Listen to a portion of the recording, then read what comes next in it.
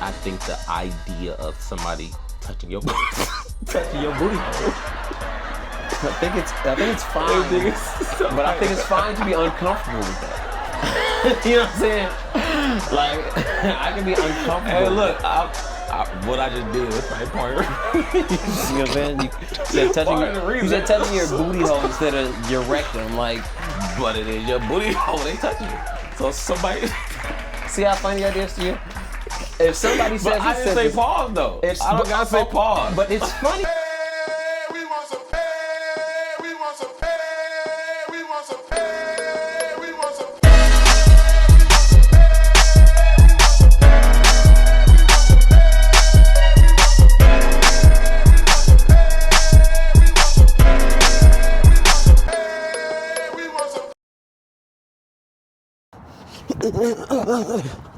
Hold on for a second. Hold on.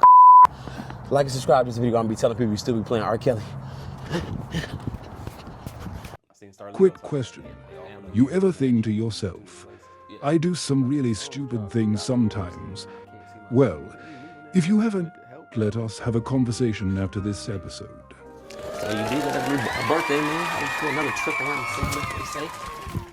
It's all be the same to me. Every day is a blessing, so it all be the same. It's the first year I've celebrated in a while. A lot of people get mad at me, but I'd be glad to be here on Tuesdays, bro. So, what does a normal birthday look like? Normal day, traditionally, I don't take work off.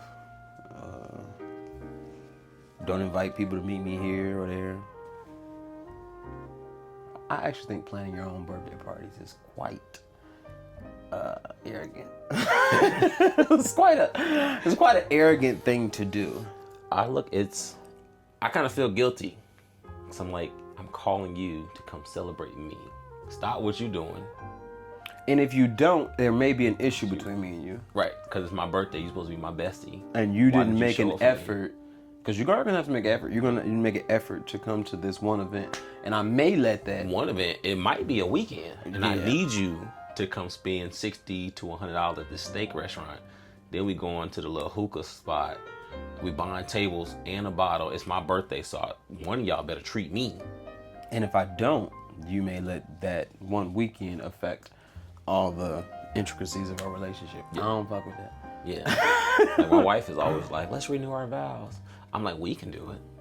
I don't feel comfortable with having people flying from all over the country to watch us do this. And like, we saw y'all do this before.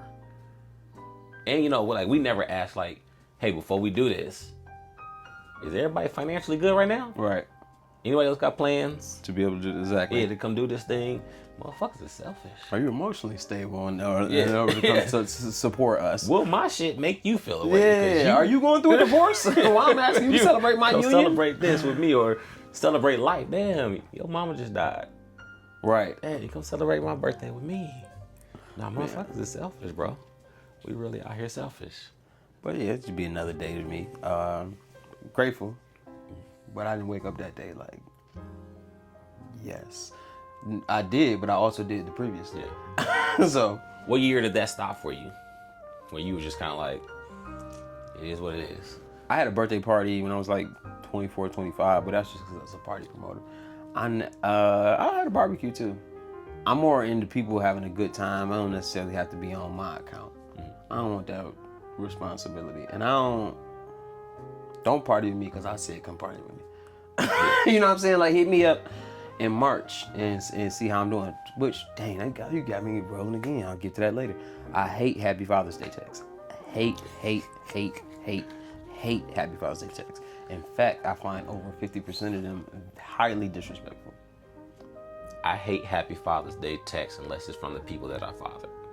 Gotcha. If I didn't father you, don't send me a Happy Father's Day. Or if you're not my father, I don't mind it from friends if we speaking on that day. You're not my father. I don't go out of the way to say Happy Father's Day out of my way. But I do appreciate it for my friends because they know how good of a father I am or not or whatever. But I talk to them about the sex that I like, the sports that I like. They know everything. So don't I'm fine with my friends telling me Happy Father's Day. I think you told me Happy Father's Day. But, I will not send a Happy Father's Day text. And I believe we were talking on that day. Well, That's pretty much the only way you're going to get one that's what from I'm me saying. unless you're my father. I'm not going to go out of the way to, but I do understand, especially people of our community, letting people who they know are good fathers know that they think that they want them to have a good Father's Day. But I don't like it from people who I that don't. community shit got to stop, though. Because statistics show black fathers are the most active fathers out of any other race. The most involved fathers. That's statistics. We also are the most absent. Are we, though? Yeah. I have to look up the statistics. I don't know if we're the most absent anymore. Because we can't be the most present and active and be the most absent at the same time. We're the most active. Let's look this up. You can be the most active as the group that's there. Let's figure this out. But as far as present, let's figure this out. That's a different statement. The incarceration numbers alone proves my point. Unless those guys don't have kids. No, I'm gonna look this up. Like 33% of us are incarcerated. And what percentage of those are fathers? Multiple sources suggest that black fathers are the most involved with their children in terms of daily activities and overall engagement compared to other racial groups. So we got that first one. Yeah. All right. Mm-hmm. Well, it also goes into, here's some specific examples, challenging the myth. Some studies and reports actively address and refute the stereotype of absent black fathers. High involvement in daily care. Black fathers who live with their children are more likely to participate in daily activities. So we understand people don't live all the time, but that doesn't negate us not being involved. But what this is speaking to is the fathers who are there. I'm about to go look up that too. Okay. Which racial groups of fathers are the least present? It's clearly black fathers, bro. It's clearly. Damn. It's clearly black fathers. But that speaks to the compassion that we do have when we are there, that we are the most. Fuck. We gotta tilt the scale, my nigga. We can't own both ends of the spectrum. We can't own both ends of the shit. God, but I think they have one thing. One has to do with the other. I know a couple of my friends who didn't have fathers in their life, who are outstanding fathers. And I think in their instance, one contributed to the other. I wonder though, if that number is counted based on fathers in the home, which also correlates with the nuclear family marriage, as opposed to fathers. I'm just saying that there has to be some sort of correlation, because they have to get these numbers based off of census. So the census must say, when whoever decides they want to fill it out, we are a 2-parent household. We live together. We're married. I don't think that's what that's saying. Well, it had a couple different reasons. The socioeconomic situation is a big one. Cultural factors, like while some cultural differences exist regarding attitudes towards non-marital childbearing, research suggests that black communities are often more accepting of it, which may influence father involvement patterns. So that's what I'm saying. Like, my dad's there. He don't live with me. I don't live with him. I go spend time with him on the weekend. Yeah, I don't think that's what that's saying though. And that's not what I was speaking about. I would count that as a present father. Right, we will. And I'm the census though. I'm not saying that. And I wish it was another way. And I'm not putting on black men specifically. I'm just saying, statistically, I'm aware that it would be impossible for the slave system, which is jail, to continue without the denigration of black men, which includes taking them away from their family. So, like I said, that goes into the socioeconomic, the systemic issues. Issues like mass incarceration have been identified as a factor. That's my overall number one and most influential point. I do think there are some things psychologically that we have been told that makes our youth a little easier to step away. But I think that number is so small as compared to the mass incarceration. So you think the mass incarceration is the biggest? Yeah, for sure. Biggest reason. For sure. But that also, sometimes, well, shit, my dad wasn't there. I'm not incarcerated. But when I have a kid, he'll be all right. like it can also result in that, as opposed to I don't never want to do what my dad did to me. Shit, some people look at black mothers and like so strongly, like she did such a good job. There was nothing wrong. So if it don't work out between me and this young lady and we have a baby, and I'm not there in either one of those lives, that baby gonna be okay. I was. Well, shit, fucking with me, you ain't getting the other half of that story. Statistics show black fathers are the most present fathers in America because there's hella revisionist history that we were forced to deal with in school. They tell you all about the Confederate and how America was built. Motherfuckers don't ever want to show you the other side of it. So white people can have revisionist history. I can too. So black fathers, we are the most present fathers in this country. Don't let nobody tell you different. We ain't even having a conversation on who. That wasn't your original statement. Well, I said we the most present fathers. I was saying we can't. It's something we on both ends of the spectrum. But I'm not talking about the other end. Most involved and active. Well, it said present and involved. So it kind of went with both. It did present and involved. Those are two separate statements, though. We the most present. We the most involved. We the most active. Until a nigga tell me different, I ain't. I mean, I'm not mad at you, but can I just say the danger in yeah, you can. And hiding things from your own community? It's cool if we present that to others, but if that's the way we present to ourselves, no, them motherfuckers live in Delulu land too. Right. So it's our turn. Let's live in Delulu land too. Well, then it would be hard to address and a clear issue. Nah. This whole country is built off of delusion. Why not us start checking our delusion? Because we heard that narrative of black fathers not being there. So I want to shift the narrative. No, black fathers are hella present. And I'm not giving you no more context to it.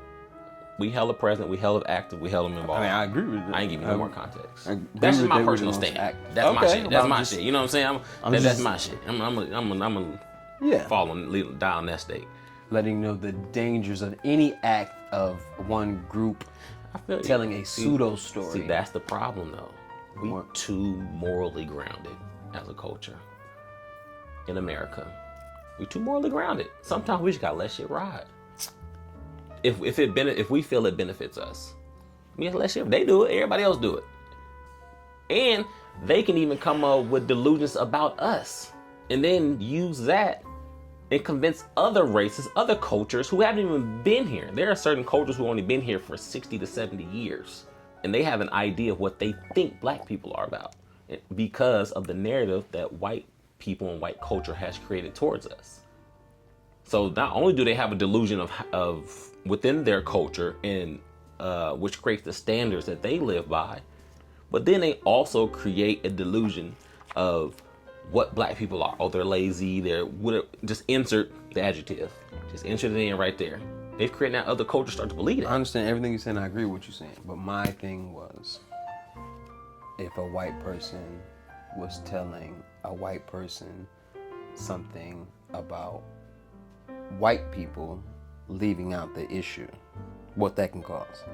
So a white person talking about a black person and all this stuff, then cool. But when you're the minority and there are issues that need addressing, you have to address them or nobody will care. That's all I'm saying.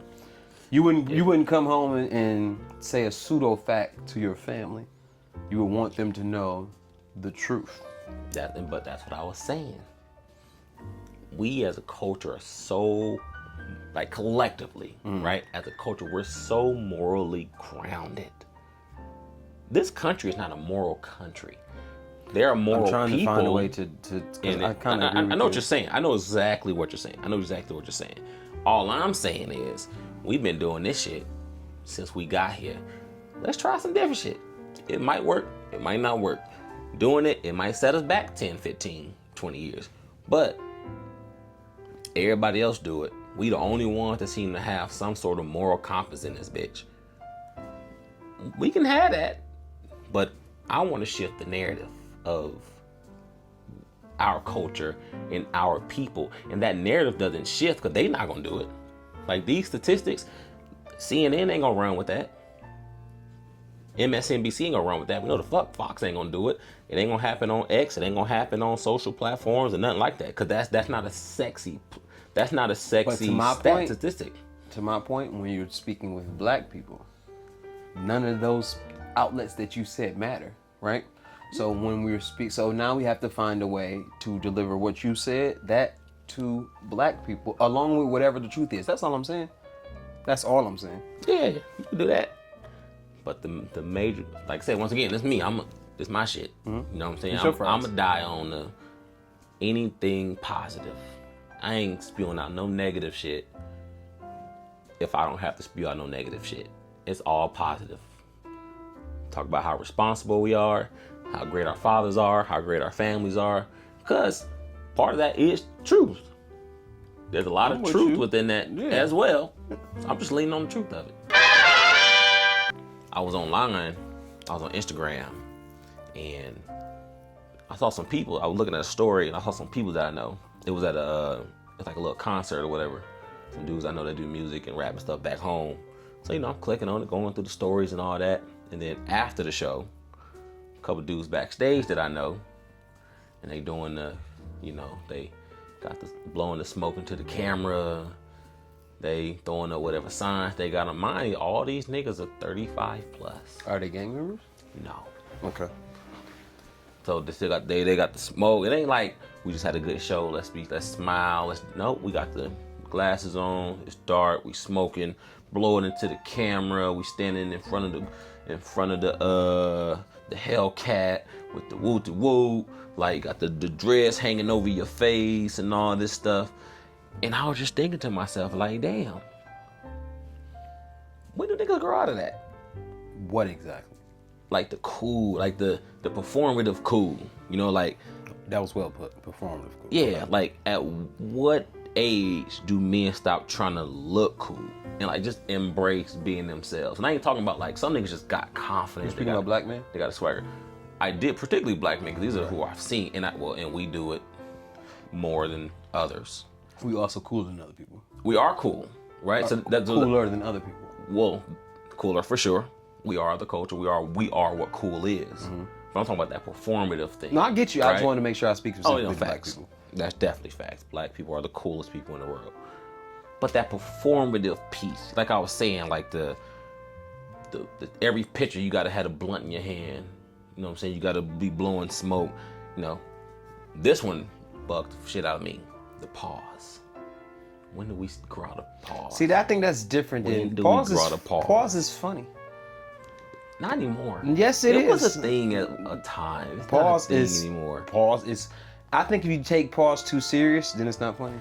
Yeah, I feel like it's overused. That's just me though. I feel like pause. I have a gay cousin in the group thread, and every time we say pause, and even him sometime, which he didn't say until he came into this heterosexual space, always funny. So but for him, like, is pause a new thing though?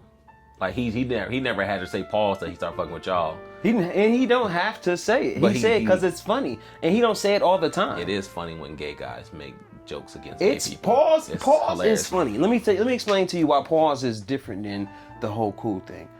Pause is similar to the word nigga, where everybody else can't say it, but you can say it. It's so hard not to talk using the English language without it sounding salacious if you're playing that game. And sometimes it's always been all the way inside of me. Okay. That's funny if somebody say, "Hey, yo, that's funny." So use it in a comical, funny context. That's what pause is. Pause has always been that. It's some niggas that you pause has always been that. Some niggas you can't even say the slightest thing that may make sound feminine or maybe sound homosexual. It's a pause. It's pause. Even if you're making you're giving context or something and just saying like, I went in here or I penetrated here. Like, we talking basketball, I penetrated to the hole, pause. What the fuck is called? You penetrate to the hole? Like, that's the performative aspect of it, of that particular thing. I think it's so difficult not to speak without having some of those things, those obvious. That's what makes it funny, is because if I say a regular sentence, I can't use the English language without it sounding pausey. But you know why? So two things. Go ahead. two things happen with that. One, I know you listen to what I'm saying, black man. Okay. Now I know you're listening to what I'm saying. And two, I could really use other verbiage. I could grow my lingo from trying not to do that because it's a joke. Nobody says pause and there's malicious intent. No. And who correctly uses it? No. See, that's the caveat. Correctly uses it. And two, I think you're, in the context that you're speaking of, is different. Because you're cognizant of, I'm using it in a manner where this is a joking manner, so this is suitable for the moment.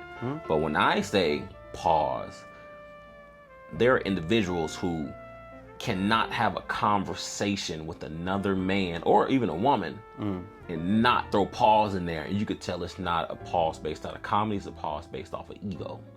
Like, I can't even open the door for you thinking that I might be something that I'm not, because pause didn't come into the lexicon until what, 2018, 19, 20 is when pause became a thing. Nobody was saying pause in 2014. No. Pause was regional since the 90s. Since when was niggas saying pause? Jay-Z says, hold your balls, gotta pause that. Whoa, in 96 years, we lost it all, brought it all back. What year was that? That was 2000. I'm gonna have to go back and listen to that. Pause was not a part of the cultural dialect in the manner that it is today. But that's because of Instagram. In the northeast part of the United States, it's a northeast thing for sure. Pause has been around for 30 years. Sure.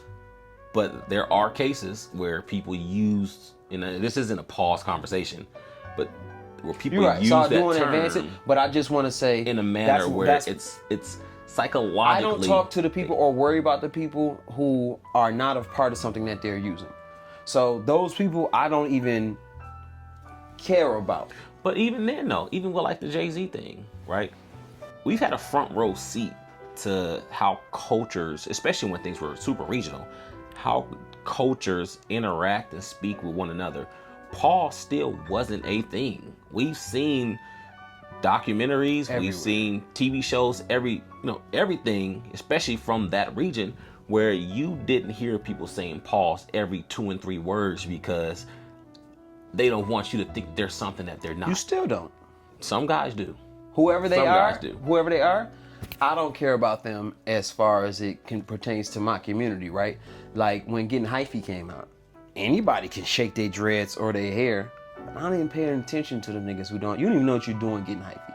It's cool to pay homage, just like I'm not from New York, but we learned and understood what the pause game was, and we use it accordingly. But we also understand too that these nuances are tied to youth, right? These cultural innuendos, these cultural slang terms, they're usually tied to youth. The youth come up with this because you outside, you in the streets. The youth come up with everything though. Right, so this is when what I'm saying is, for this particular word, they use it and you 40, 50, 60 can't have a conversation and say something and if you think it sounds homosexual, because it's really tied to homosexuality. So if you think it's tied to homosexuality, you have to say it in every single conversation that you're in. So that's all I'm saying for those individuals.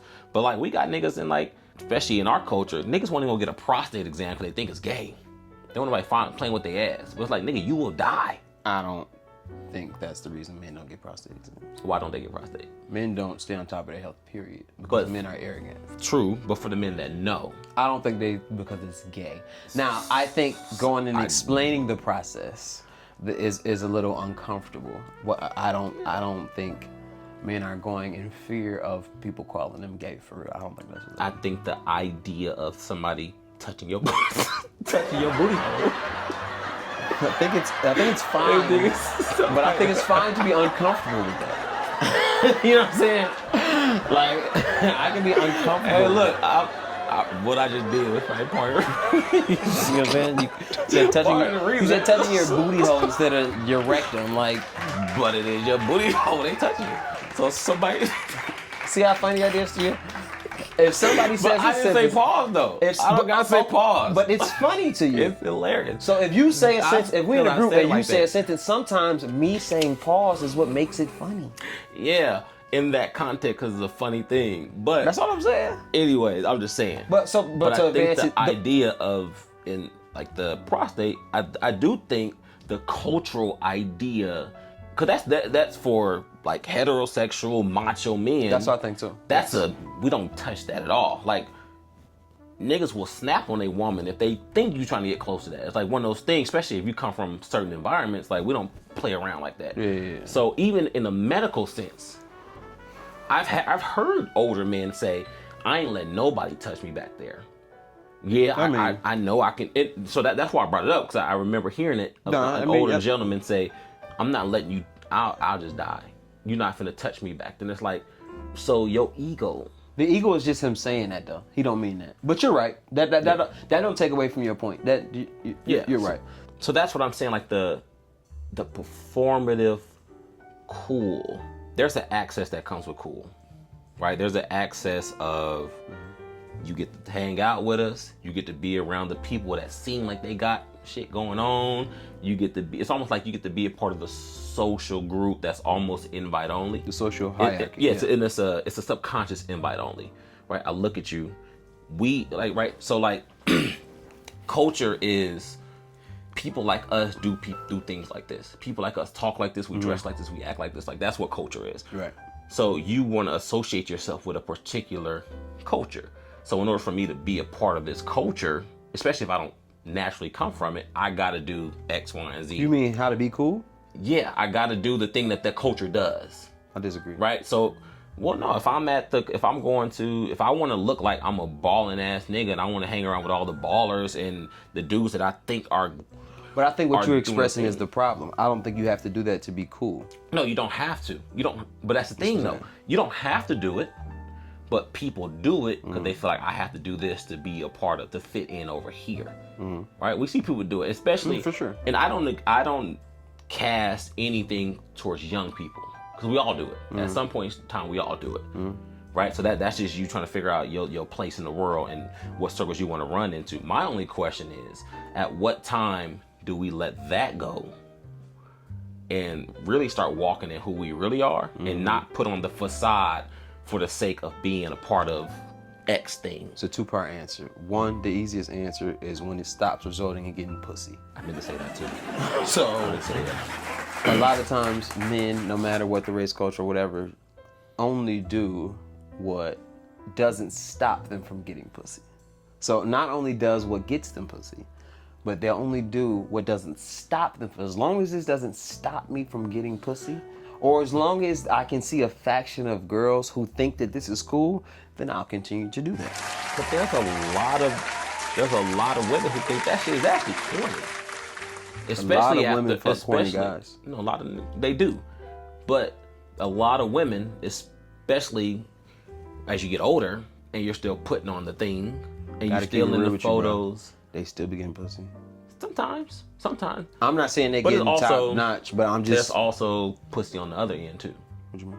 There's also pussy in not having to put on the show and just being who you are. Oh, for sure. Honestly, there might be a lot more over there. The issue is they don't understand it. They don't understand not being authentic to be a detriment, because they still feel like they're getting what they want out of life. Some people only want to be seen out of life, whether they respect it or not. Those guys, a lot of them don't even want to be respected or understand what respect is. Facts. All they want out of life is a little bit of pussy and to be looked at in a certain way by whoever. So that's the first faction of my answer. Whenever it stops yielding pussy, that's when black men will stop putting on this cool facade. And secondly, when being a criminal, I'm trying to figure out whether I want to go between criminal or gangster, but I believe whenever being a criminal stops being glorified. But a lot of times it's not even tied to criminality though. So I don't know. It is. Not all the time. No, it depends on. I'm gonna try to make the tie, but keep going. Well, because it depends on what aspect of the culture you want to associate yourself with, right? Like, so you like the fashion niggas. There's not nothing tied to that. It's just I want to have the best. I gotta have the newest. I was only going off your example. Which one? Of what they were doing at the show, blowing the smoke in the camera in front of the Hellcats and all that. That's what I was going off of. But keep going.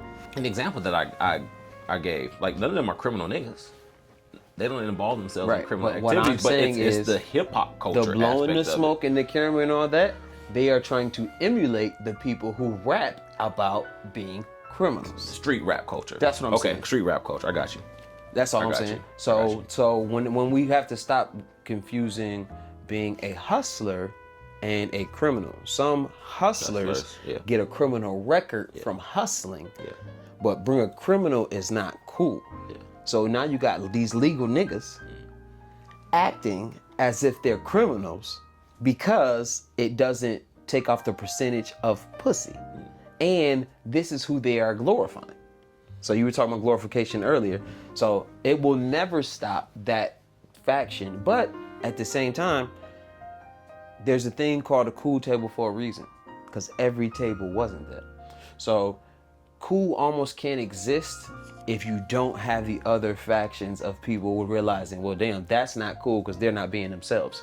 All cool is finding a way to be the most confident version of yourself. No, That is all cool is. to some. I think in some cases. But when it comes to cool, there is no to some. Cool is a arbitrary thing. Cool is can only be determined by the person from within and how they bring it out. But also cool can also be dictated by the majority. No. Yeah, because I you disagree. can, but you can think you cool and you can be as authentic as you want. But if the majority is doing a thing, the majority is going to say, no, this is what we own right now. That's how trends change, right? Like at one time we dressing in baggy clothes, and now we going to skinny clothes. Trends and cool are not synonymous. But trends are telling you as a culture, as a society, this is what's cool right now, right? And you look at fashion, you look at music, whatever. This is what the people are saying. It's cool. Now to you, it might not be cool. I understand that, but it ain't about me. Cool can never be told.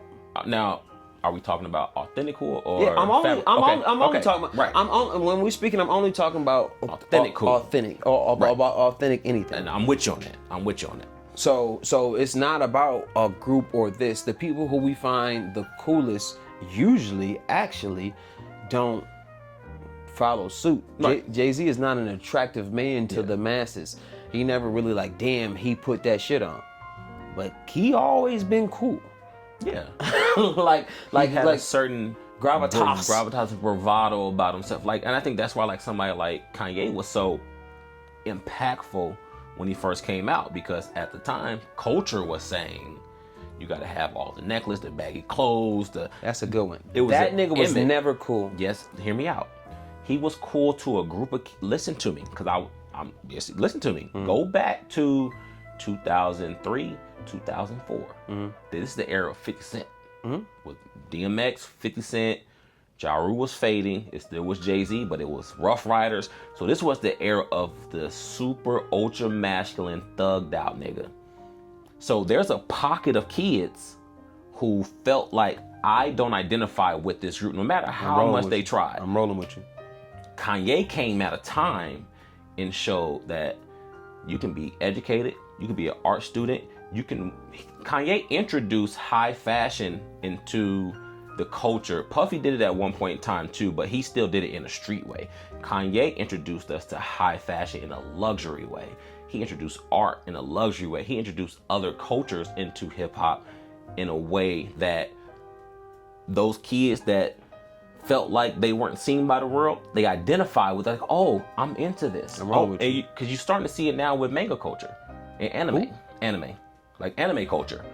You're starting to see a lot of kids that were, oh, you weird because you into this, because you play Dungeons and Dragons, or you like Pokemon, or you like whatever.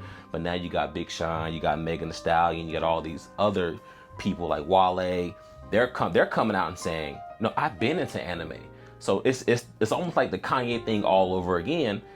That subgroup of people are seeing themselves represented on a scale they've never seen before. So that right there, it's still not cool. No, it was super cool, because now it's like, oh no, y'all niggas actually lame, because all y'all look alike, all y'all sound alike, all y'all women that y'all go after look alike. No, this nigga right here is cool. Like he wearing polo, he wearing Louis Vuitton, he wearing Gucci, 2 of them shits. You know what I'm saying? But that's not cool. It wasn't cool to you, but it was cool to who it was cool to. It's cool to who it was cool to, and it wasn't the majority. Cool, Kanye became what everybody became. Kanye shifted men and women, how they step out into the world, how they dress, how they interact with each other. Kanye did that. His DNA Okay. runs through all of that, from sneaker culture to music to fashion to art to all of that. But Kanye has more influence than Jay-Z. Okay. It don't make him cool. So did Hitler. To the people that he So was did Hitler. influenced, and Hitler was cool to somebody. Somebody looked at Hitler and was like, I want to be like that nigga when I get older. Hitler was probably cooler than Kanye, so I don't think I'm just saying, he's probably cooler But than I'm Kanye. saying though, he determined what was cool when nobody else said it was cool. He made you say this is cool. No. He's single-handedly the most influential person in black pop, and not just black, in pop culture. He's single-handedly influential. the most influential person. Nigga was never cool. Everything you said To is you, true. though. Everything To you you, said though. is cool. To the culture. Niggas love Kanye. You can love somebody and identify that they're not cool. He was. Because you don't have to be cool to be a cool person. So just because I say somebody's not cool, I'm not dissing them. None of them niggas in the rock or around was ever around and was like, that nigga cool. But also, He cool enough to be around and he's talented. but it's a lot of niggas on the other side, like, ain't none of y'all niggas cool. To us, over here, the kids that ride skateboards, the kid that ride BMX bikes, the kids that go hang out on Hov is Fairfax, cool to them. we don't, you not cool. No. Hov's Jay, cool to them. but we just said Jay-Z is just naturally cool. So Jay-Z that's gonna all I'm- be, that's Jay-Z all gonna I'm be cool saying. in any environment. That's all I'm saying. But it's still people today that don't think Jay-Z is cool. Now let me ask you something, and I know this, and generally speaking, what you're saying is true. How close do you think on camera Hov is to off camera? Personally, and then you can continue on. I'm just interested. I think he's 50% 50? different off camera.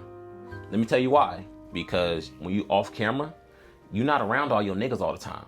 When you off camera, you with your mom. You're having brunch. You with your kids. You're with your wife. So that thing that Jay-Z knows he has to put on when he goes into the public to, one, uphold his image. Two, What's hold on, Jay-Z's hold on. image? Jay-Z is the nigga, I always got it together. Jay-Z's image is I'm the it's him. boss. I don't think I don't think that's him all the time. You don't think he's vulnerable with the people closest in his life? You don't think Yeah, Jay-Z but I don't look at Jay-Z and see lack of vulnerability. Jay-Z been vulnerable in his music for 20 years. Yeah, but Jay-Z has also said he had to kill Jay-Z. The idea of Jay-Z, because that was toxic for his life. The Jay-Z we saw on camera was bleeding into his real life. The performative version of who he had to become so he can get from under Jazzo's shadow. The performative that he had to become to be able to battle DMX in the sales. Okay, I don't think any of it was performance. it's performance because it's entertainment, for one. So all of these people are putting on performances. But I think someone like Jay-Z, who's not negating his cool, I think that's disrespectful to some people's art. You can't take away a nigga swag just because he got money, or you can't take away a nigga. But Yeah, a nigga you can can pay get for school, some. but you can't buy class. but a nigga can also get some, and a nigga can also develop into something too. You can never get money and then get cool. Nick Cannon is not cool. No, but you can also, You see what I'm saying? You can't grow No. into or out of cool. you can grow into cool. Never. You can, hear me out. Let's stay there. Hear Go me ahead. out, hear me out. Never. You can grow into cool. Never. Yes. Now, before you discover the cool, you may have certain intangibles, but you can grow into really being just a cool nigga. Yeah. Every nigga just not cool. Some niggas are cool off the rip. Yeah. Some people, as they Those get are older, only cool they people. become cool niggas. No. The people who are cool off the rip are the only cool people. It's like Not all being the time. born with certain everybody not wildly intelligent. Not all the time. Everybody not wildly athletic. Sometimes cool is just like another intangible that Yeah. other people are born with that some people are not. But yeah, but That's also all. just like some niggas aren't really good athletes until their junior year, and then they make it to the league. There's a lot of people who are late bloomers, and then they develop into what we end up knowing them as. not It's cool. It's the not same late way. bloomers in their personality. Cool as, yeah, in your personality as well. no. You don't even know how to act or perform or ingratiate yourself into an environment sometimes until you're around long enough, You know and what then cool people figure do? it out. You know what cool people do? They figure it out. No, they make the environment Some people do. the cool people is what I'm telling you. But That's what the cool people do. But I'm telling you though, some niggas get in the room and be like, right now, I'm gonna figure out how to make everybody pay attention to me. Right now, everybody don't pay attention to me. I'm gonna figure out how to make everybody pay attention to me. But The only question I'm asking, at what point in time as men do we let go of the performative and we step into the reality of who we are? And then we let that lead the way as opposed to the extra. At what point do we do that? I understand what you're saying. So I want to just answer the first part quickly because I think it never stops if you put us all, if it's this one large subgroup, it never stops. And I think it needs to be that way. No matter what culture you go into, there will always be pretenders. What do you mean it needs to be that way? When you have the army of 300, there were another 250 men who thought they were good enough to get in, but they weren't. Y'all are not good enough or well disciplined enough of fighters to be in this group of 300. That don't mean y'all bad people. Y'all aren't cool. There's people who just won't be cool. That don't mean that they won't continue to try to be cool. That's just a part of the whole entire ecosystem. And honestly, you need those people so you can clearly identify who the cool people are if you don't have these pretenders around. Now, as far as the people who we have high respect for, who maybe we want, I've had issues with people in my personal life when I see them switch up around other people, because I think who you are is cool enough to go in any room. So I think that's what you're talking about. So as far as those people who are respect, when does that stop? Only when, and that's why I think it's important when I was talking about letting know the negative parts too, only when you can look in the mirror as a black man and see who you are and value yourself for that value. That was the point that I was going to get at, right? I think niggas that carry that into especially like the later stages of your life, you haven't found the value in you enough. So all your value and all your cachet has been put into this box over here, not realizing this box is probably depleted at this point, and you're probably just holding on to chump change. I just feel like they're playing a role. Yeah. So you don't have a true understanding of who you are, and you've probably never even looked in the mirror and tried to discover who that person is. Or when you look in the mirror, it hurts so bad, you rather not. And that goes into, so even though it's a totally different thing, the guy who is perpetrating a certain level of cool is synonymous with the young man from the impoverished community who would kill his brother, who would kill somebody who looks like him. Because the only reason I'm so comfortable killing you, because I don't value myself and you look like me. And I need to kill the image of me, but I'm not doing that. So I will. Well, I don't think that they feel like you. they need to kill the image of themselves. I don't think they feel it, but I think it might be a subconscious thing of knowing you ain't shit, bro. Like I ain't shit. But it's shit. Yeah, that's right. I think that's where I was going with it. Right. That's where I was going with it. The only reason I feel like you ain't shit because I ain't shit. And sometimes I know I'm not. I know I'm not shit. I know you ain't shit. So I don't know how to confront these emotions. So the only thing I know how to do as a result is be violent towards you. And even that is an act. We're not even naturally violent people, but that is an act on how, because in some hoods, how many bodies you got? We up one. What's the score? We saw that. Even that terminology. We saw that when drill music became a thing. When it was like, that's getting out of here, man. But it was a thing, right? Where it went from we gonna be the hustlers to you only cool if you done got a body. And I'm gonna tell you, I got a body. Yeah. I don't care if I'm gonna catch a Rico off of this. I have a body. And I'm gonna rap about it. I'm gonna tell you how that, like, niggas was detailing every single step of their journey, and then they would see their homeboy get killed, and it's like, oh shit, it's my turn. Yeah. It was like a assembly line. And you can't get that just being of African descent. You can't just get that being American. You have to be a black American for what you just said to transpire, because it's 400 years of everybody else outside the community saying to this community that y'all ain't shit, and then it infiltrates into the community, and we feel like we ain't shit. And so that person trying to be overly cool, the person who would kill their brother, the person who dates outside their race to feel better, it's all along the same lines of not being confident in who you are. And you know the crazy part? No one has even tell you that you ain't shit, but you, through lived experiences, believe that you ain't shit because of the narrative that's been painted about someone that looks like you. So now I gotta put on the cool. Like it's just a thing that we do, especially as black men. Like, and we just do it. There's not even a reason why. Back to your original point, if there is nobody to curb that behavior because of the presence of the father, because they took the father out the home, then it's and I guess I want to take back what I said. Like, some people are naturally born cool. I do think it's some roots along the way that help you realize you're cool, but they don't come when you're an adult. So like when I say you have to grow into cool as when you first get your personality. It reminds me of Venom, the character, right? You've seen Venom, right? The blob starts off very small. It's like really, really small. So that's us as kids. Like it always starts off as performative as a kid. You're just trying to find. So that gets into you, and then over time, the venom ends up engulfing his whole body to a point where you're like, I don't want to be performative anymore. But at this point, this is just all I know. This is who I am at this. This becomes your identity at this point. Even when you try to shake it. Who are we speaking about exactly? Everybody? The ones we're saying that can't let it go. Gotcha. That seem to can't let it, no matter what, I just can't. I gotta be cool around. I gotta be cool at church. I gotta be cool at work. I gotta be cool around my kids. I gotta be cool when I go to their parent-teacher conferences. I gotta be cool, of course, when I'm out with the homeboys. That's more of a want club. of wanting to see venom in the mirror. You know what I'm saying? Rather than it actually taking over you. It's more of a, I want to see just something different in the mirror because I don't like what I see in the mirror. And it all goes back But to I think, especially today, I think a lot of it is rooted in I don't like what I see in the mirror. And it could be just because I don't like what I see in the mirror because I'm seeing somebody on this phone do something that I think I should be doing.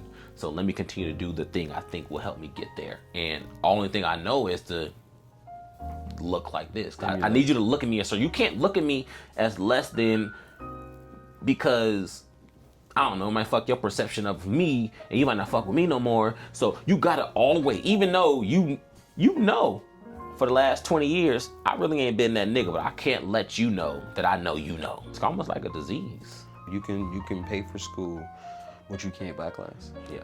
And you don't have to dress like a hood dude, dress like that. You don't have to dress in designer labels or whatever.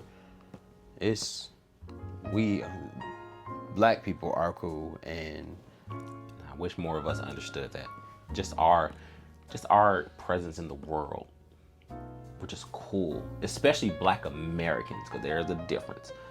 Black Americans, we are the connection point to every single thing that is cool, that is relevant, that is noteworthy, that starters of conversation. We are the heartbeat of it all. We also got to realize it's okay to not be cool. Everybody don't have to be cool. Dave Chappelle is not cool. Extremely funny. But that's what makes Dave Chappelle so cool, right? That's what makes, like, if he walks in the room, I want to sit with Dave. Because Dave is going to tell some really great stories. And who he is. Yeah. That's why you want to be around him, because he's funny and authentic and who he is. But you don't look at Dave Chappelle and associate him with cool. He's a cool guy. Yeah. But when we say cool. But I think when we talk about like authentic cool, I think people recognize, no, that's really cool. And it's cool because I can only get that from him. I think the idea of cool has been flipped. Someone being themselves and still able to get the attention that someone like Dave Chappelle gets, like, that's really, really cool. He's funny. And that authenticity is what allowed them to sustain. Like, cool dies after a while. No. Popularity dies. Cool never dies. Popularity does. Popularity can't. Performance cool dies. Yeah. Performance cool dies after a while. But performance cool don't even work. Natural cool, no. Because it's just who you are, unless you can die. Be cool on your deathbed. What's something you used to do just to seem cool, but now you look back like, what the fuck was I doing? Like, why did I even do that? I know mine. Okay, you go first. So mine was going into places where I know I didn't want to go, where I didn't want to be, and then like engaging with the environment in a way I knew I didn't want to do. Being in a room full of people and feeling like I gotta engage in whatever the conversation is just to feel like I'm a part of it, even though like this shit don't interest me. I don't talk like this. I don't act like this. So I never did the things like, I don't drink, I don't smoke, nothing like that. But of course, everyone around me is, or like, oh, we all going out to the club. Let's go. I hate clubs. Right. I hate being in clubs, but I'm gonna go because what everybody doing, I want to be in the mix. Like, my shit was like, no, I should have been going to like the shoe stores or the pop-up shop over here. I like going to discover like new magazines and like shit like that, like complex con is like my type of shit. Like that's my vibe. But shit, when you young and you just trying to figure out your way in life, you just doing whatever. And then crazy part, that was never a thing in like high school. Except like the only time I did that in high school was when it like came to sex. Cause like, oh, I want to have sex. Everybody else having sex. But like, I've always done me in high school. It was like after college. I'm like trying to figure out what the fuck am I doing in the world now that football is gone, college is over, I gotta be an adult. All right, well, I'm into these things. This is where everybody's at. Let me go. Now, you reflect on that shit like, man, probably so much fucking wasted time doing that. But then on the flip side of it, it's like, well, you gotta download that information though to know what command to do next. If you don't know what information, I mean, you gotta know what you don't like. Yeah, so it's weird. Mine ain't as good as yours. Mine would probably be cheating on my girlfriends, or counting my sex partners as a trophy. The amount of women, you know what I mean? That used to be, I didn't always want to cheat on my girl, or like, you know what I'm saying, fuck her, or I mean, yes, I did. If I fucked somebody, I wanted to fuck them. But just the mindset of that would make me cooler, or I was less cool if I was fucking less women. So I think that would be it for me. There are some times in some situations I put myself in to either be unloyal to a person if I was with somebody, or even if I wasn't with somebody, having sex just to have sex because it was cooler than not having sex. Yeah. And once I hit right before 30 or whatever, it changed for me, but it was kind of a culture shock to the people I was around. Like there's been several women in my life where there's been a strong sexual chemistry, but that's because it's a strong chemistry, period. But I've decided not to go that route, and most times, 8 times out of 10, it works out beneficial. Yeah. For me and for our relationship. I still got a relationship with them. A lot of girls who I fucked, I don't have a relationship with. Well, that's what I'm gonna do. Shout out to y'all.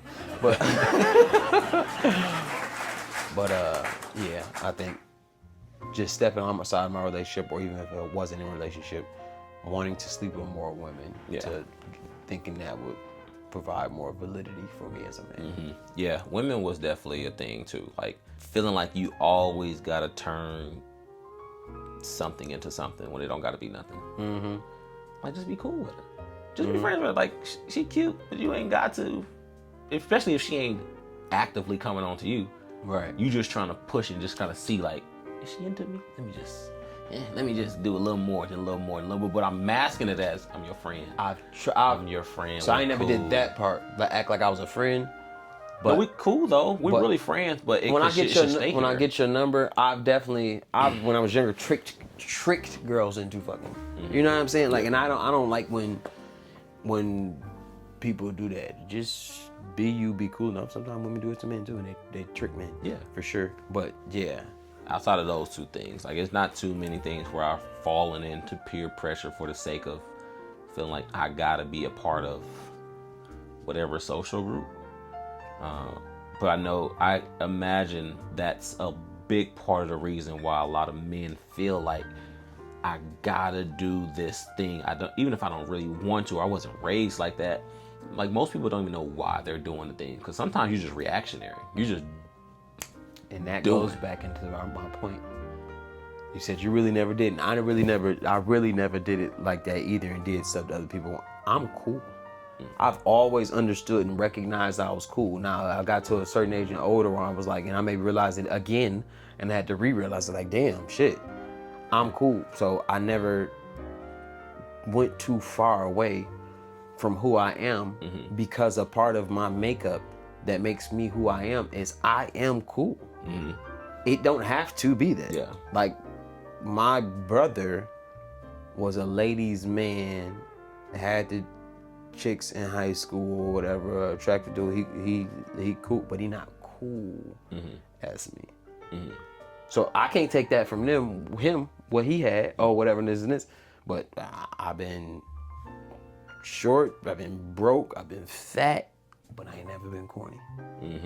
I never been corny. I never had to struggle to you know, act this way. And I may have said this on the podcast before, but it took me until I was like 25, 26 years old to realize that I wasn't of the taller variety. Just because the people who kept getting hired in the workforce, I'm like, damn, this nigga taller than me? He taller than me? We the same height, but he taller than me? And I really had an epiphany like, am I average to short? like I didn't know it. Yeah. It's because when I walk into a room, and sounds arrogant to say, but it's the truth, fuck it. When I walk into the room, especially if people know me, they look up to me. So proverbially.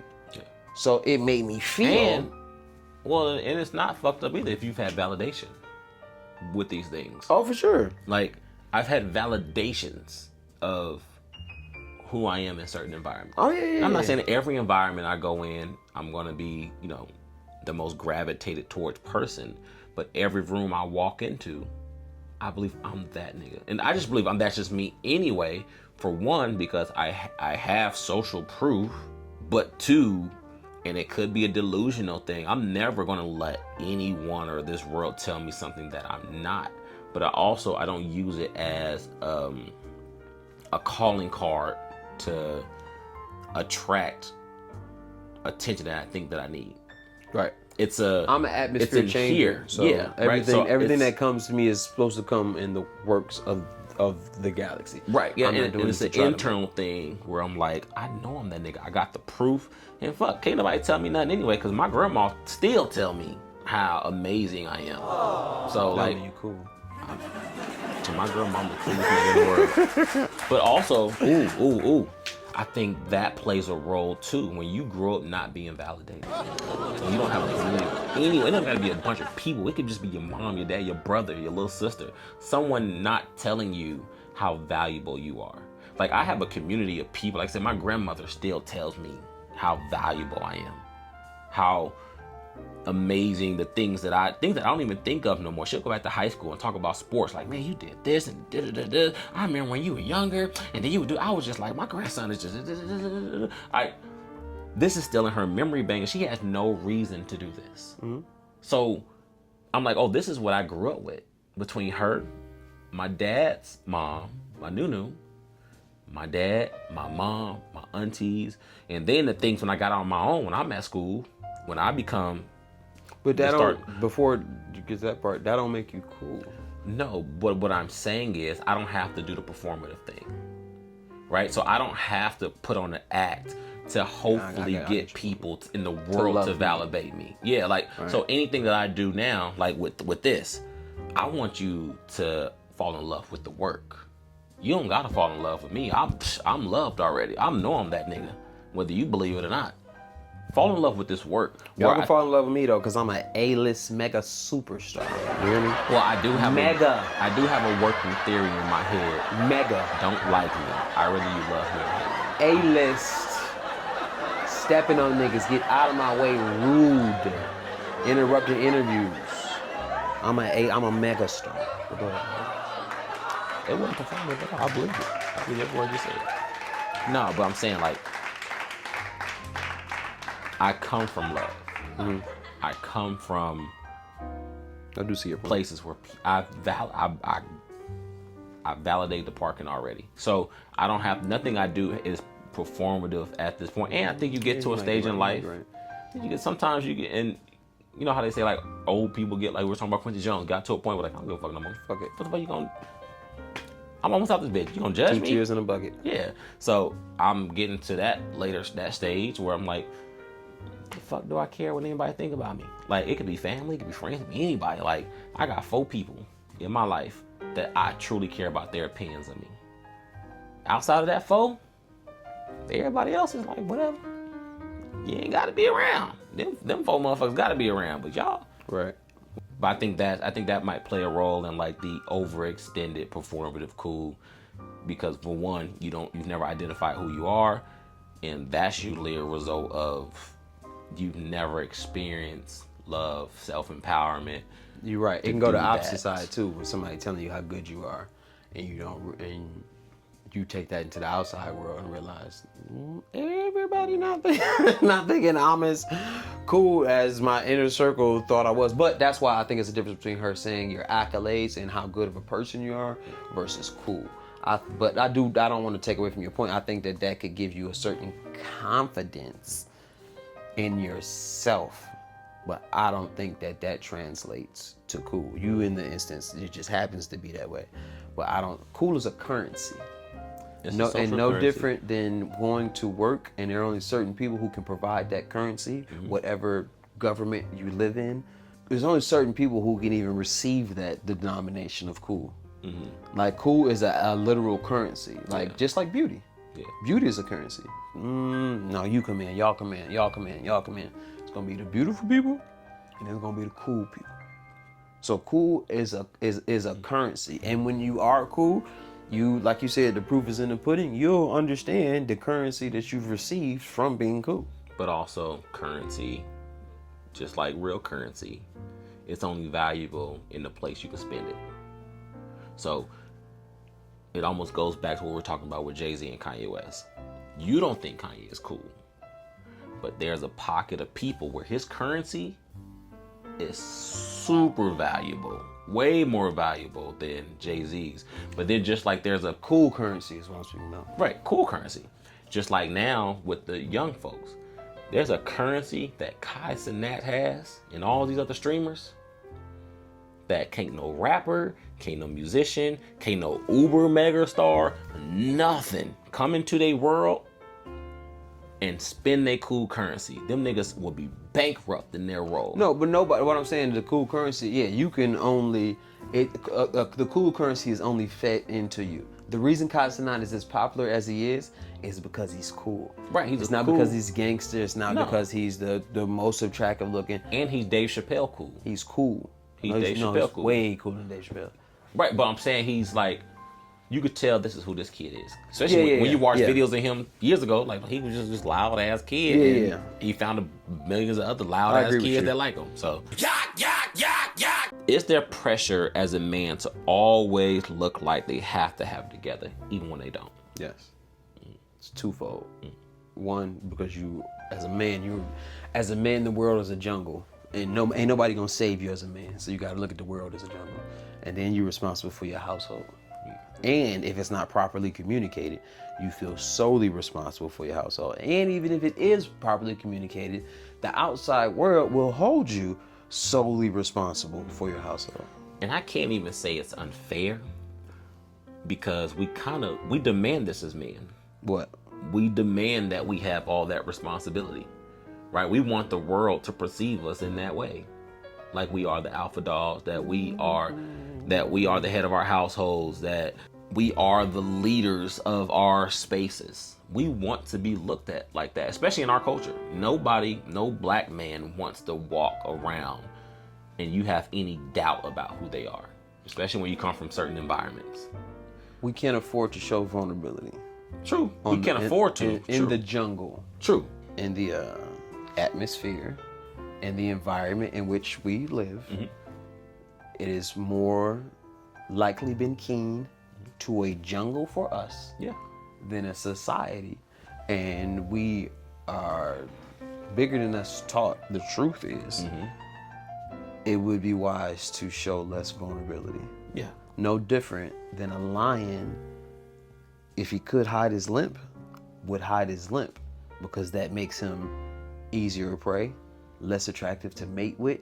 All these different things from the animal kingdom. When it's a jungle, then yes, there's a certain level of anonymity that you have to keep with your vulnerability. Yeah, but I think especially for our young men, it's teaching them how to understand when to flip that switch and when to flip it a bit. Like, you understand when I'm out in the world, when I'm in that jungle, when I'm in the workplace, when I'm at the basketball court, or if I'm in the jail, you got to know how to turn that line on, right? Because that line is valuable. It's super duper valuable. Like we're saying, cool is valuable. Cool, there's a currency to cool, especially not the performative kind, but just when you walk in the room, you just command attention. There's so much you can do with it. Like a beautiful woman, there's so much she can do with that. So much power in that hand. But if you don't understand how to use that power or when to turn it off, I'm glad you said, I don't think you turn it off, right? You don't turn off. You don't get to turn off being beautiful, right? And the same thing as a lion don't get to turn off being a lion. But what we have to realize is the power of vulnerability, because think about it. What we call the king of the jungle, let the bitch hunt. Yeah, but what I'm saying is Listen what I'm saying. The lions, however many million of years ago, had to realize, even though this is my pride and I'm the best killer of things, it would behoove me to step back and let the females go do the majority of the hunting. well, yeah, no, but what I'm saying is like, your beauty, your coolness serves no purpose in this hospital. While somebody's laying in this hospital bed, it serves no purpose. Your beauty, your coolness serves no purpose when this lawsuit is here, or when we at this parent-teacher conference, or we trying to knock this deal down. Your coolness serves no purpose at all. Because tell me how. Because in any one of those realms, I forgot whatever the first one you said, a hospital. I'm dying. What does cool have to do with this right now? I would love to be around somebody who is cool or beautiful. Like let's go with beautiful, and then I'll go back to cool. I don't want my doctor cool. I want my doctor smart. I want my doctor You can be with both. solutions. I'd rather my doctor both. Of course, I want my doctor competent. But your doctor also understand. I want my doctor to know, hey, you cool. When I first came here for that consultation, and if I got to go through chemo, you gonna know how to keep the environment lighthearted and keep me comfortable. Okay. But why wouldn't I want that on my deathbed? No, but when I need you to really give me the brass tacks of what's happening right now, give me the real shit. Turn that cool shit off and give it to me. Let me know. Don't try to soothe my hand through this. Help me get through this. That's the difference. Cool is not an act. That's why I'm glad you said that. Hold on. I can't cut it off. You can though. No. You can. I cannot. You can. You can't cut being beautiful off. So when that beautiful doctor, no, you can't. Yes, you can. When that beautiful doctor come in and she's telling you whatever she's telling you, no matter how smart she sounds, she's still beautiful. You can't cut beautiful. I believe you can tone cool, beauty, all that stuff. You can tone that down. Especially for the environment. For the environment, because beauty is also distracting. Beauty is distracting. So if you beautiful, so God made me this beautiful.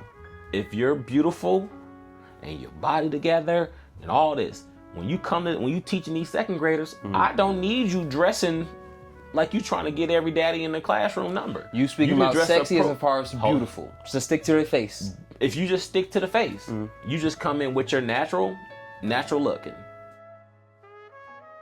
She's beautiful, bro. What you got? Okay. She can't turn it off. She can also deflect. Like, this isn't what you finna get when you in here. When I'm having this parent-teacher conference with you, or when I gotta send your kid to the office, she can tone this down and redirect the focus. Whatever you focused on is on you. Me being beautiful, I can't control what you focused on. But you can also direct my attention too, though.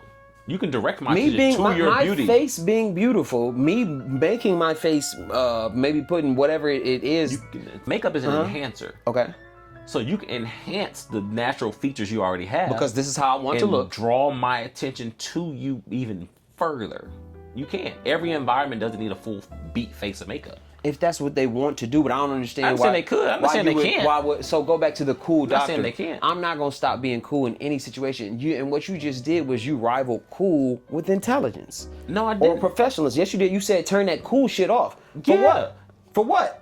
Because if I'm still gonna give you the information, balancing though. But if I'm still gonna give you information, I'm a cool guy. No. You want me to change who I am? I'm a cool guy. It's what we say when you invite. Read the room. It's never you be cool at a funeral. I don't need Fresh Prince right now. I need Will Smith. I need Will Smith in this moment when you're reading my charts. I need Will Smith right now. I don't need the loud, boisterous. Is that what cool is? I need just this. Loud and boisterous? I'm talking.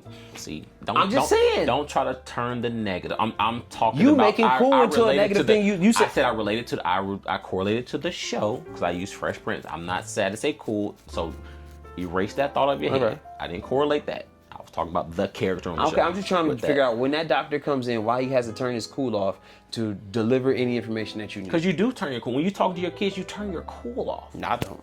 When you're having serious conversations, you're not trying to be. I'm never trying to be that. You recognize that. I'm never trying to be that. Recognize, I'm even glad if you you're said not that. trying, it just comes. You said when I talk, and when I talk to my son, you know what I say? My nigga, come on, man. You want to be a not shit nigga? Don't lie, bro. You want to be a nigga who not shit? But guess what? You don't say that when you with his teacher.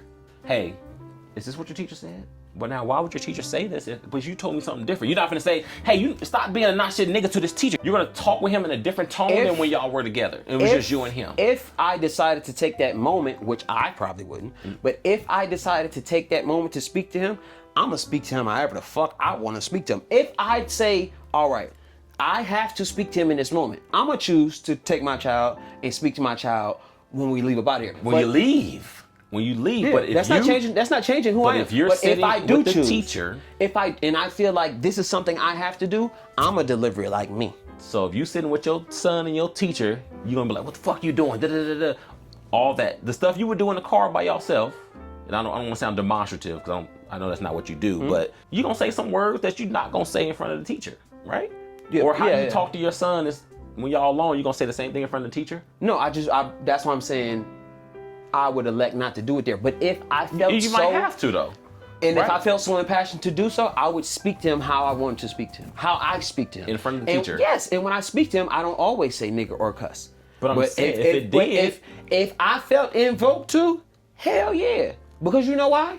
Because I need you to realize this lesson is more important than whatever decorum she acting like she got. Because when she need to cuss, she cusses. But this ain't about her. What I'm saying is, when I'm speaking to you and whenever I feel like I gotta speak to you, I don't give a fuck who around. I need me and you to connect how me and you connect. So I never turn my cool on. I think go ahead. Now, I can have my cool on and realize, okay, this is not the decorum for me to cuss at somebody, but that don't take away from how cool I am. Most environments that I go into, if I stay there a long time, they change because of me. And that's not by design.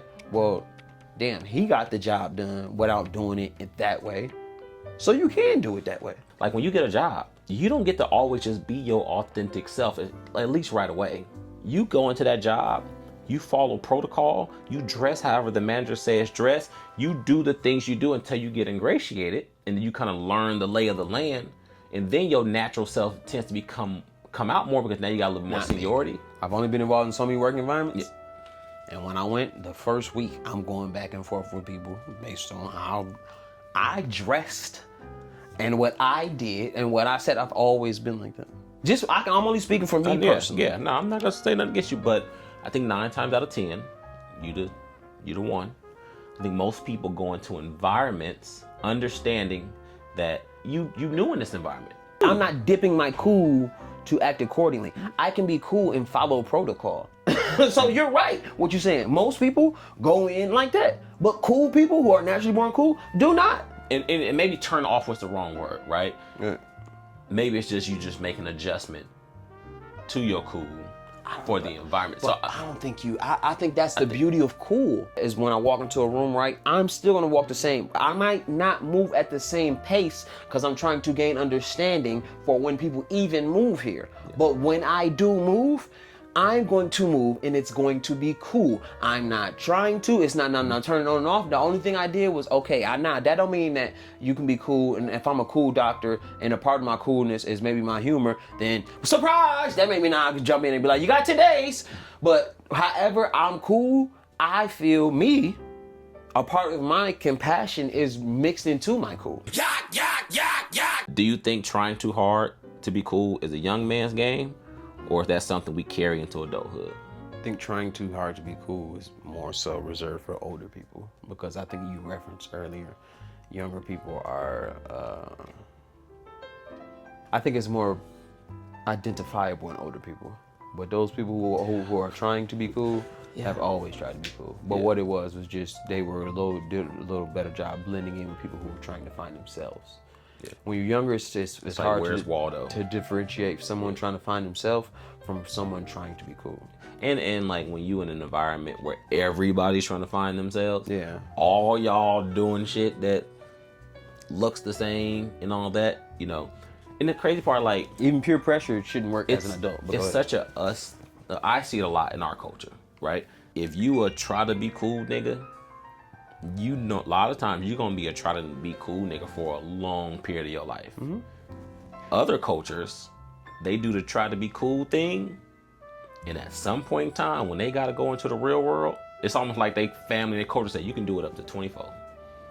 After 24, your ass gonna go start this family, or you can go get this job. You gonna start embracing. They slowly but surely make that shift to start being who they are. It's different when you have the resources to be able to tell somebody that. Possibly, but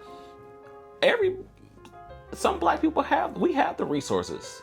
Everything isn't, we aren't pigeonholed a lot of times by resources. You got niggas the other cultures, how you gonna make somebody do something at 24? I'm just saying, I just use 24 as a benchmark, but you slowly start to see the shift though. Whether it's they get their degree, they get their master's degree, or they decide they want to go into the workforce. That cool guy that shit is racist. Starts to. I don't think so, because some people, the white people think cool is being. White people can't even be cool, first of all.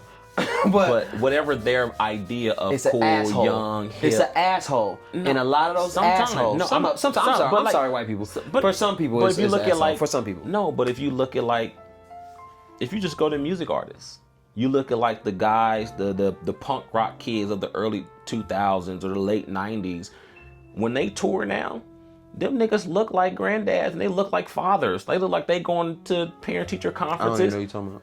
I was a big Limp Bizkit fan, right? Growing up. Fred Durst, he had the Limp Bizkit was fire, but he had the rapper get up, right? You could tell he pulled the rapper kit and did his thing, right? And their music was highly influenced by it.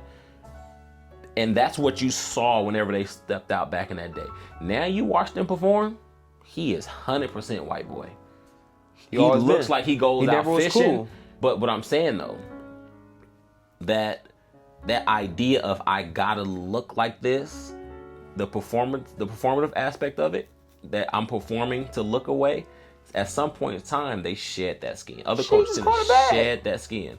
But they're still touring. they still go to the festivals. But he caught a bag dressing that way. He was just trying to catch a bag. But they're all trying to catch a bag, even if it's a social currency bag. They do. We do too, though. The whole point of the cool is either to catch a real bag or to get that social currency. We all do it. Not people who are cool. No, this is the performance. The performative, right? The performative thing, right? We're all trying to get a destination. It could be pussy, it could be money, it could be clout, it could be whatever the case. But I see other cultures at some point in time, they shed that performative shit and they start either blending more into their culture, or they put their corporate get on, they put their family man get up on. They still go perform, they still are part of their culture or their genre of music or whatever, but they let all that other shit go. I see ours 40, 50. We still doing the cool shit, all the chains on, we got the car, we in the club, we got the sections, we gotta have the Gucci and the Louis from what's wrong with chains though? All on. What's wrong with chains and clubs? I'm talking about the get up. I'm talking about the kit. The starter kit. We still do it. It might be a little more because you got a little more money now, but we still doing it. But my question is to you is, could I look like the starter kit, but that's because I'm the real thing? Where's the evolution of that though? At what point does the evolution happen? If the starter kit is you at 19 and you still have the starter kit on at 39. No, but the starter kit is an emulation of me. Or are you emulating an idea though? That's my question. That's my question. So if but the idea was here before you though. The whole reason you identify with the starter kit is because you were trying to identify with a particular group. That's what I'm talking about. If somebody going to get the starter kit, I'm saying if I'm naturally the starter kit. So if the chains that I lay on, the way they lay on my tee. I know we've used Jay-Z a couple times, but like Nas, Jay-Z, like the authentic people that we say are cool, cool, there's an evolution to Jay-Z. He still wear chains. No, I got the necklace. I got the chain. That chain he still wear chain. He wore a grill a couple years ago. Hear me out. I got the chain that's probably worth more than the 6 chains I had on. Mm-hmm. My clothes are finely tailored now. Okay. I still look like hip hop. Okay. But I look like a more refined version of hip hop. That's what growth and evolution looks like. But that's that direction. If he was an artsy nigga, then it might go more baggy. It might go. You looking for Pharrell's the artsy nigga. He's the evolution of that subgenre of the culture. The Clips, Pusha T is and Malice are that evolved version of their thing. It costs a lot of money. It don't cost a lot to wear better clothes. It don't cost a lot. The clothes that he wear, when you say though. fitted, those clothes cost more. Zara don't cost nothing. nothing. He's not taking the regular clothes and then go. He's not wearing Zara. Zara don't cost nothing. But okay, I'm getting away from the average street dude. The average performative guy. Zara don't cost nothing. They don't wear Zara. Bloomingdale's don't cost nothing. Street niggas? All these niggas wearing Zara and Boohoo Man and Shein. All these niggas are wearing that. Then they buy one pair of chrome heart pants and wear them shits till they get holes in them. I wear Zara. But I'm just saying the street niggas aren't wearing Zara. But all I'm saying is, at what point does the evolved version of you come in and you let the performative shit go? Never, if you're performative. That's been my whole point. The people who sit at the table that's not the cool table or not the jock table or whatever are sitting there for a reason. And how society goes, we need them to sit there. So those performing people will perform to the day they die because they're not comfortable. But the people who are not, it comes with a regular evolution. But I just want to be careful in thinking that if I enjoy chains, like 2 Chainz, late night, he's another guy that late does night well. activities, if I like to drink and all that, that don't simply mean that I didn't evolve. If I take care of my business however I want to take care of my business and I end up in the club, that don't mean that I ain't evolved. If Floyd Mayweather want to go to the club every night, he should be allotted to do that. He should. He got the money to do it. And I've taken care of business, and this is what I like to do. So I like to be in strip clubs at 21 and 41. There's some people, not me personally, but there's some people who like strip clubs, or that's what I like to do. Now I can evolve and still wear chains, and all chains are cool. Gold is cool. Gold on black skin is even cooler. So I just want to be careful. And the people who are acting will always be actors. But you can evolve in that role and still be doing the things that maybe some people take with, oh, it don't look like you. No, this is what I want to do. It's just maybe some other people alongside of me, you may look at them like, damn, they didn't evolve. But if this is my version of fun. The older you get, should there be a duality? I'm showing you this part because this is just what I like to do. I'm not telling you to do it. I'm also going to show you the other side of what aging does. I'm going to show you the investments. I'm going to show you the business. I'm going to show you how I'm able to do this. Because a lot of times we're doing it when we're young. We don't understand. Man, if you want to, but balancing money and all that stuff. And you seeing me have fun and me showing you how I get things done is totally different. But you're also showing me because you want influence.